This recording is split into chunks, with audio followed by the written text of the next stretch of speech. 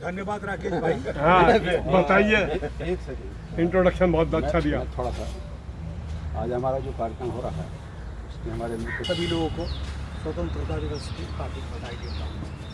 जैसा कि राकेश भाई ने बताया कि 77 वर्ष पूर्व या हम 77वीं जयंती मना रहे हैं। हम 15 अगस्त 1947 को आज़ाद हुए, लेकिन पूर्ण रूप से आज़ाद नहीं। बहुत कम लोग जानते हैं, लेकिन अधिकांश लोग यहाँ शिक्षित लोग हैं, अधिकांश लोग जानते भी होंगे। 14 अगस्त को अंग्रेज़ों ने पाकिस्तान को आज़ाद करा और 15 अगस्त को भारत को आज़ाद करा। लेकिन हमें आज़ादी दी गई।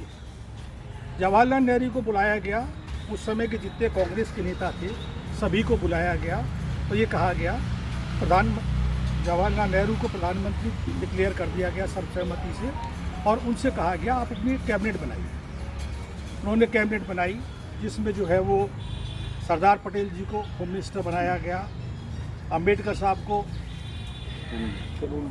कानून मंत्री बनाया गया। इस प्रकार से विभिन्न छोटी सी एक कैबिनेट बना देश का संचालन शुरू हुआ। लेकिन राष्ट्रपति नहीं बनाया गया।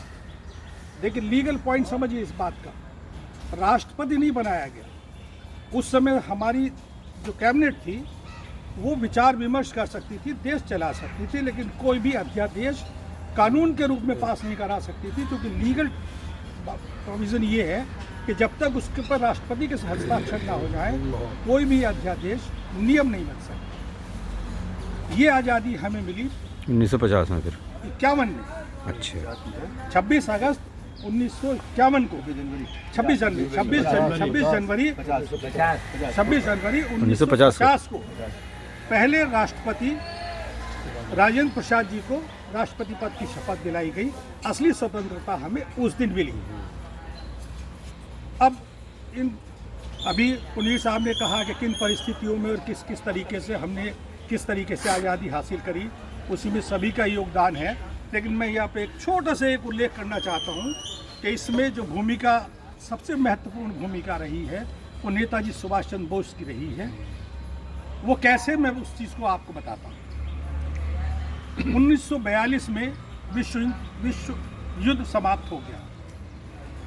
अंग्रेज उस समय से पहले तक 172 राष्ट्रों के ऊपर राज्य करते थे, 172, और भारत में सिर्फ 35,000 ब्रिटिशर्स थे जो उस समय की 35-36 करोड़ आबादी के ऊपर राज्य करते थे।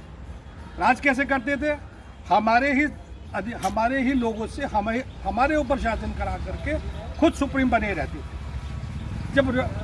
और जहाँ कहीं भी विश्व में 172 देशों में जहाँ कहीं भी विश्व में कोई भी अशांति, कोई भी झगड़ा होता था तो भारतीय सेना है, चाहे वो नौसेना हो, चाहे वायुसेना हो, चाहे वो थल सेना हो, उसकी भेजा जाता था।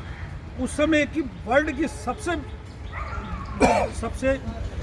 बहादुर और सबसे जानी मानी अगर कोई सेना थी तो वो भारत की थी। जब विश्व युद्ध बंद हो गया तो हमारे जितने इधर आदर जितने भी हमारे जो है वो फौजी थे, चाहे वो नेवी के हों, चाहे आर्मी के हों, चाहे वो थल सेना के हों, वो भारत में आकर इकट्ठे हो गए। नेताजी सुभाष चंद्र बोस जी ने दिल्ली आकर के महात्मा गांधी से, सरदार पटेल जी से, महात्मा गांधी से, अनेक नेताओं से संपर्क करा, लेकिन ये शांति के मार्ग का ही दुहाई दे करके उन्हें आगे बढ़ने नहीं दिया।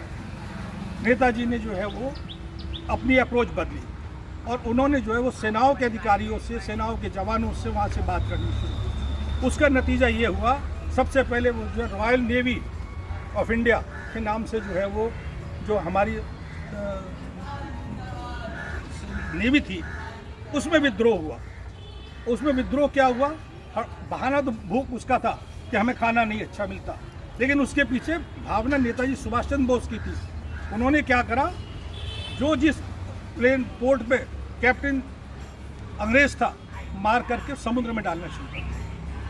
धीरे धीरे करके जो है वो सारे जहाज़ों की यही स्थिति आ गई। इसका असर से जो है वो हमारी थल सेना और वायु सेना भी पड़ा। सारे सेना के अधिकारी जो है वो इकट्ठे होने लगे और सेना में एक तरह से विद्रोह फैल गया। जब सेना में विद्रोह फैल गया, और ये थी सिर्फ 35,000 सेना इनके पास थी नहीं, तो इन एक ऐसा एटमॉस्फेयर बन गया कि इन्हें यह दिखने लगा कि अब हम हिंदुस्तान में बहुत अधिक दिन जो है नहीं टिक सकते। इधर जो है वो नेताजी ने नारा दे दिया पूर्ण स्वराज का, तुम मुझे खून दो मैं तुम्हें आज़ादी दूंगा।